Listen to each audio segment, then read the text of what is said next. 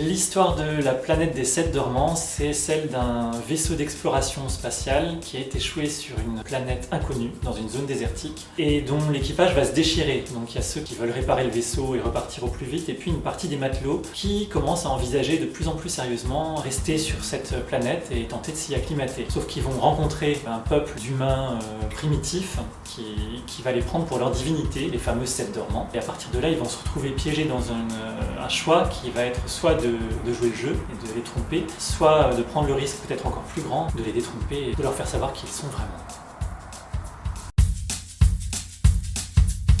Pour l'inspiration de ce roman, il y a d'abord les récits de grands explorateurs du XVIe siècle, donc, comme Magellan ou d'autres qui ont découvert des peuples comme les Incas, les Aztèques. Également des récits d'exploration en Antarctique au XIXe siècle, comme le Belgica, un vaisseau d'exploration qui a fini tragiquement. Et je me suis interrogé sur ce qu'on dit jamais sur ces récits d'exploration à la Jules Verne, où il y a beaucoup d'aventures, mais on ne parle pas si l'équipage manque d'eau, si l'équipage n'a pas à manger, on peut avoir toute la technologie du monde, on peut avoir le meilleur navire, ça change rien, on va mourir. On parle pas non plus, on parle rarement en tout cas, problème de langage. Quand on rencontre un peuple dont on ignore tout, on n'a aucune référence sur l'étymologie de sa langue, donc comment on s'en sort dans ces cas-là, et tout ça, ça me semblait vraiment passionnant. Et le transcrire dans ce qui est l'aventure d'aujourd'hui, c'est l'espace, c'est ce qui nous reste à découvrir, donc ça me semblait vraiment intéressant.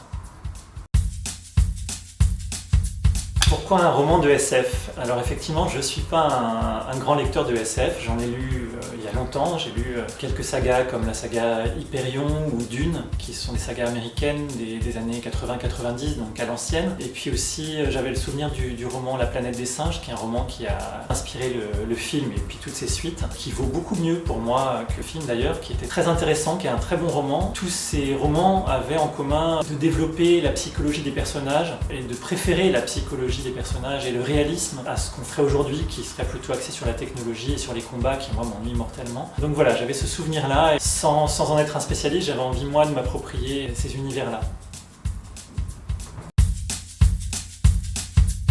Ce qui m'intéressait moi dans la science-fiction, c'est pas le genre en tant que tel, c'est que comme le conte, il permet de parler du présent d'une manière beaucoup plus libre et avec beaucoup plus d'acuité parfois, puisqu'on peut traiter de thèmes dégageant du réalisme d'aujourd'hui et on peut aborder, par exemple, moi ça me tenait beaucoup à cœur d'aborder des thématiques, comment se construisent les mythes et les croyances, comment elles vont évoluer avec l'humanité, comment on va continuer à être bercé par ces mythes même en l'ignorant, et aussi comment ils peuvent être manipulés par certaines personnes par le contrôle d'une population et la soustraire à la connaissance. Donc ça, c'est des thématiques très actuelles. La science-fiction me permettait d'aborder beaucoup plus librement. Je voulais aussi un peu me dégager des représentations féminines qu'il y a en SF assez souvent, récemment, en tout cas peut-être pas avant, mais récemment je vois beaucoup de personnages féminins réduits à la princesse qui se font enlever, donc c'est quelque chose qui m'a jamais intéressé. Donc comme pour les contes, j'avais envie de personnages féminins plus intéressants. Voilà, c'est quelque chose qui permet de parler de notre monde à nos contemporains, mais avec un autre filtre.